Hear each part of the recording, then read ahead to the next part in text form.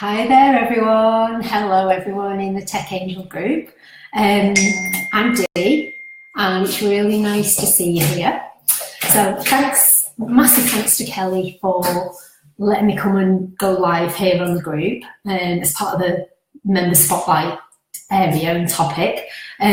So I'm one half of the business Your Mindset. My business partner, Leanne, would have been here too, but it's her afternoon with a young daughter at a play area. So she's currently there, probably singing nursery rhymes and having a great time.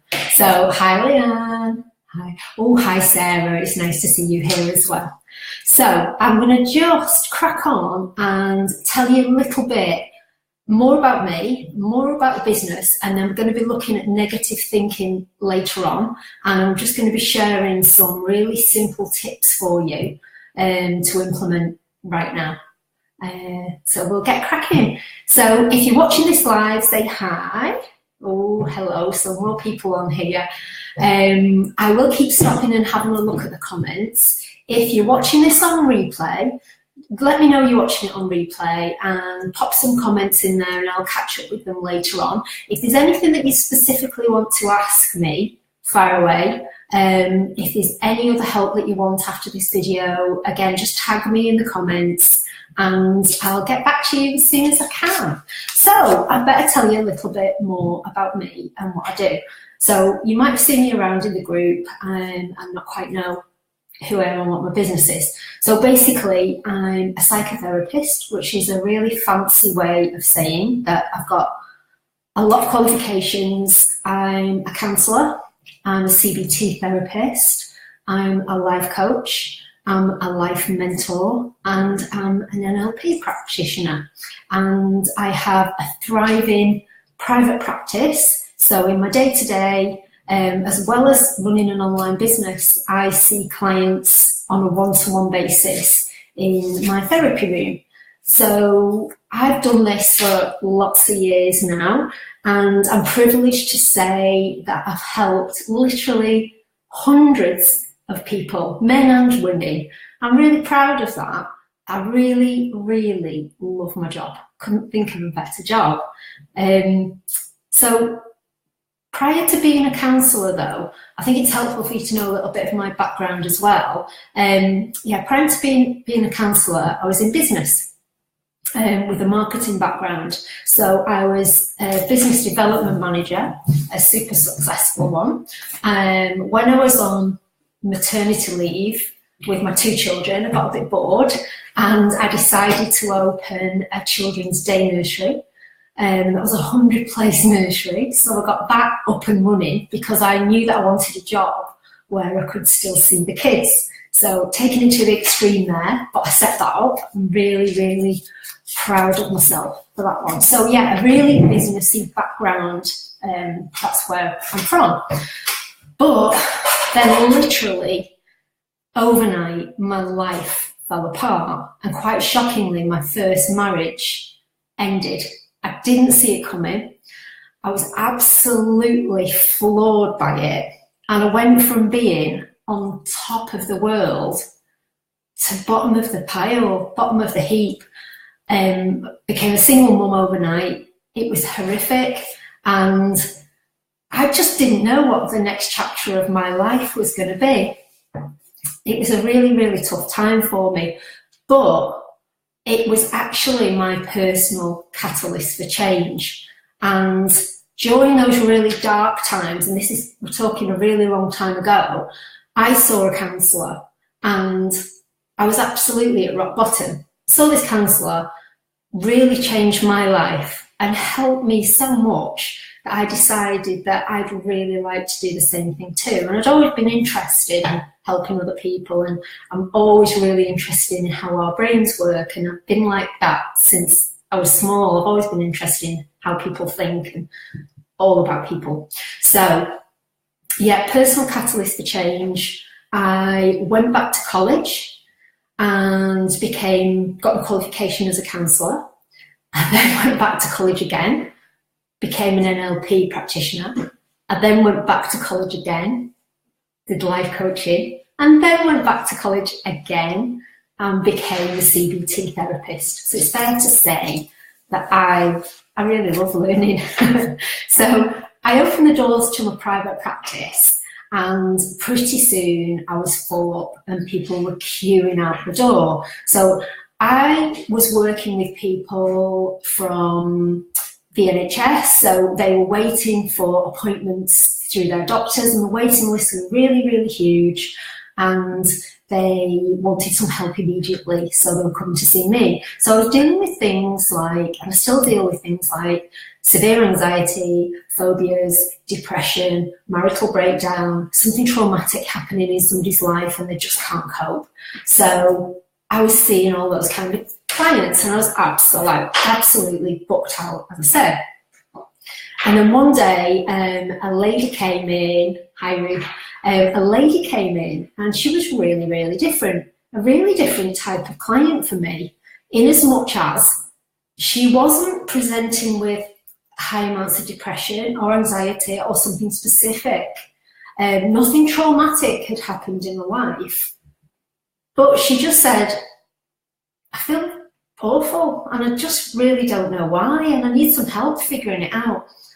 And I really loved working with this client, and it got me to thinking that there's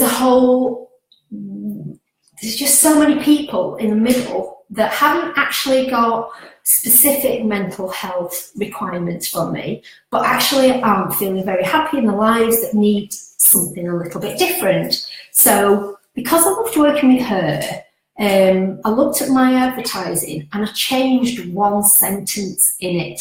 And I actually put in my advert, maybe you don't know what's wrong in your life, but you just know that you're not feeling very happy, or you just don't feel quite right.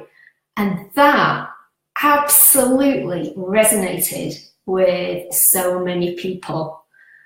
Just so many people, I can't tell you. I was just booked out again, so a really different wave of clients came along.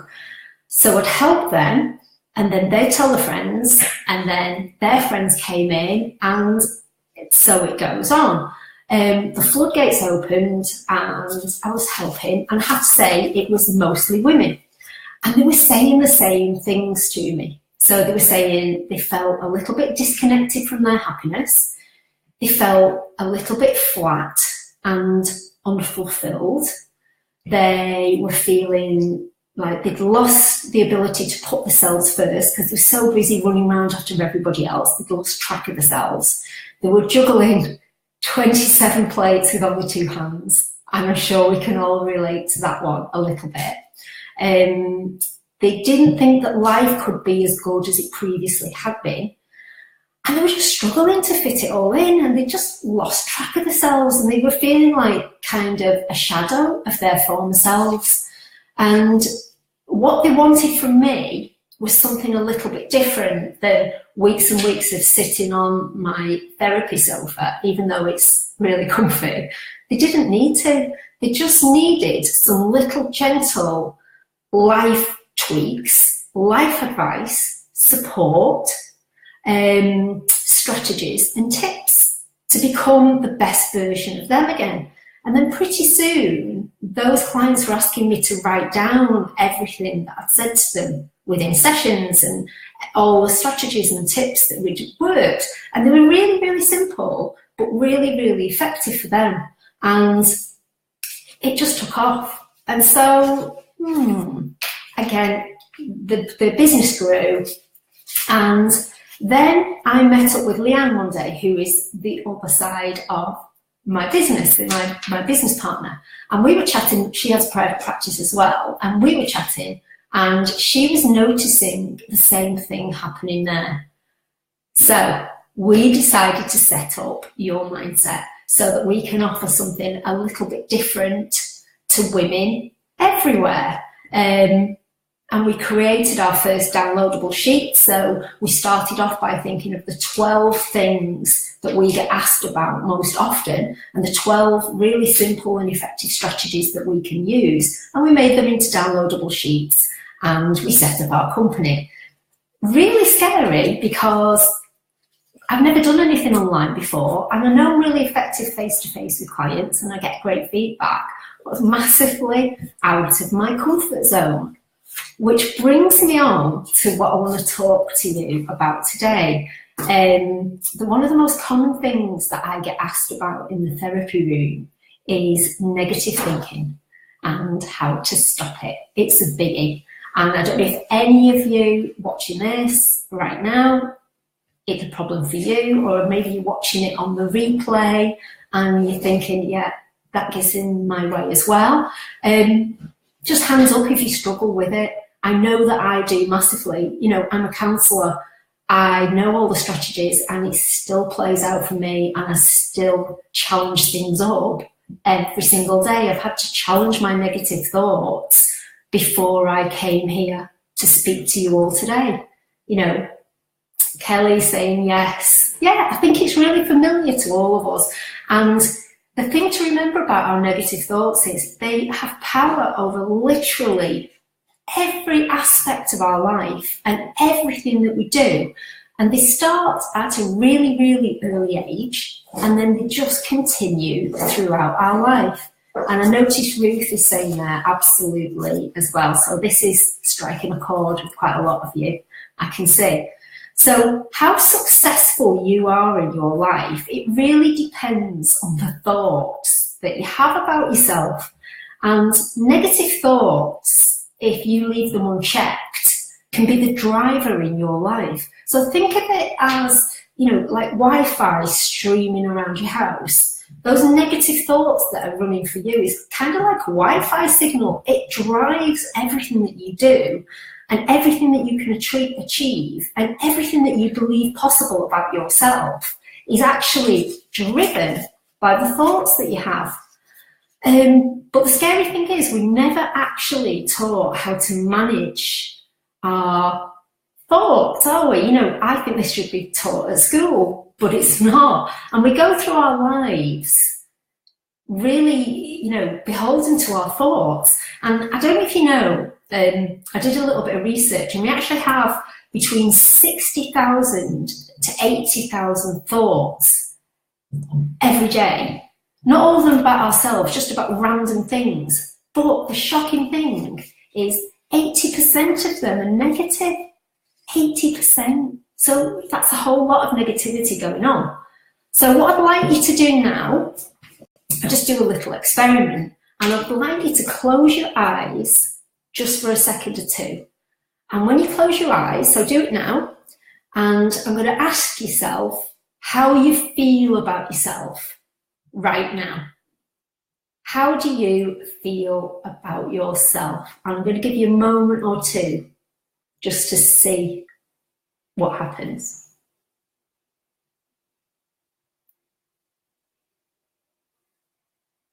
So what kind of thing came up for you then? Did you hear your negative internal chatter going on? You know, was it harsh? Was it self-doubting? Was it critical? Or was it loving? Was it supportive? Was it happy? If so, bonus, you're in the minority there. But happy days if you've got that. So yeah, Kelly's saying, yeah, it's harsh and critical. And I think that's true for quite a lot of us. So the way that we speak to ourselves, yeah, Kelly's saying critical for sure, yeah. The way that we speak to ourselves and the stories that we tell ourselves start to become our truths. It's what we believe about ourselves. They hold us back. They make us believe that we can't do things. And they actually then become self-limiting beliefs. Then a horrible thing starts to happen in our mind. It searches and searches for all the negative things around us to back up that initial down thought that you have about yourselves. So it discounts the positive and hones in on anything negative that's ever happened to you. And it will actually replay it for you because it wants that thought to be true. And you believe that thought, and it wants you to believe that thought. So I hope this is making sense to you so far. So the result is that the thoughts that we have about ourselves become so ingrained that they become true for us, and they hold us back from living our biggest life. And so our failures in life stick in our minds much more than our successes. We can all recall all the things that we're crap at, but we can't tell you all the things that we're great at. So some examples of negative thoughts, and this might be quite pertinent to the group here. So you see someone else doing great online. Okay, so Kelly posted how fantastic she's doing in her group. And your first thought was, yay, Kelly, that's brilliant. I'm so happy for you. And really genuine joy. And then later down the line, a little bit of negative chat comes in, those self-doubt thoughts that I'm never going to be as successful as that because I'm just not as good as Kelly and I just can't do it. No, that's not going to happen for me. Is it true? You know, another one, you sit at home, you've got all these great ideas, you create offer after offer after offer, you can get round to, you know, getting them down on paper, creating a downloadable, and then you convince yourself that nobody's going to want them, nobody's going to buy them, they aren't very good, so you're not going to do anything with them. And other things I see and I hear, and I'm guilty of this, not stepping up in your business and being loud and proud because what if people don't like you? You see how powerful your self-limiting beliefs can be and these negative thoughts. And so it goes on and on and on. And it has been going on and on and on since you were small probably, and it'll continue to go on and on and on unless you do something about it. So you have to stop behaving as though these thoughts are real for you. And luckily, I've got you covered today because I've got a quick 4-point action plan for you. And I will have a copy of this later on for you to download if you want it. So you can just feel free to listen in. So first thing I want to say about it is allow the thoughts in. And that might make you think, whoa, hang on a minute. She's telling us to allow the thoughts in now. What's she talking about? But actually, what I want you to do is register what negative thoughts are going on for you. Be an observer and identify the thoughts that you're believing about yourselves. And we've got a handy sheet in the download that I'm going to give you. And I actually want you to get them down on paper and see them for what they are. And when you get more skilled at this, you don't need to get them down on paper, you can do this mentally. But for right now, we need to practice, so you need to get them down on paper. And I actually, as you're writing them, I want you to distance yourself from those thoughts and actually see them as little speech bubbles over your head. You are not your thoughts. Distance yourself from them. And then I want you to notice, if you've got a negative thought going on or you're logging all these negative things that you think about yourself, I want you to think about what else is going on in your body. Are you breathing a bit faster? Are you starting to clench up? Are you holding tension in your shoulders? Is your jaw tight? Have you got a knot of anxiety in your stomach? You know, you're having all these physical sensations. And I've got a little trick for you here, and something that you can use everywhere, whenever that arises, not just about negative thoughts. So you can actually locate where you're feeling something. So it could be tension, it could be anxiety, you could be starting with a headache, you could be sweating, feeling a little bit off. And then imagine exhaling whatever you're holding on to as a colour and let it come out. So you're breathing in that nice, clear, pure light, and breathe out from that place where you're holding your tension anything that's negative for you. So breathe it out, let it go, make it a colour. See the colour coming out of you. I always choose like a sludgy brown when I want to get rid of something and I want to actually visualise it leaving me. It's sludgy brown. And then when I'm breathing in something positive and clear, it's nice bright white light. So I wonder if that will help you. Yeah, that's my dog barking, very naughty. It's called Reggie. He's delinquent. He is a Yorkshire Terrier. and is indignant because I've put him outside the back door. He will continue to bark because I've not let him in. I might let him in towards the end to say hello, but oh, I'm so sorry about that. Now, step 3, and this is my favourite bit. I'm going to become Judge D. So I want you to bring these thoughts that you hold about yourself to court, okay? So see me as the judge and bring it to me.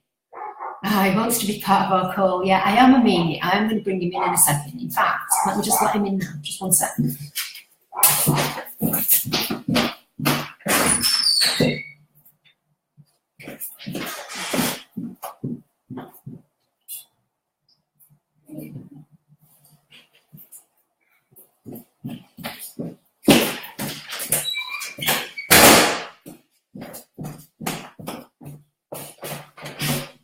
Sorry about that. Here's the culprit. Sorry to leave you all hanging there.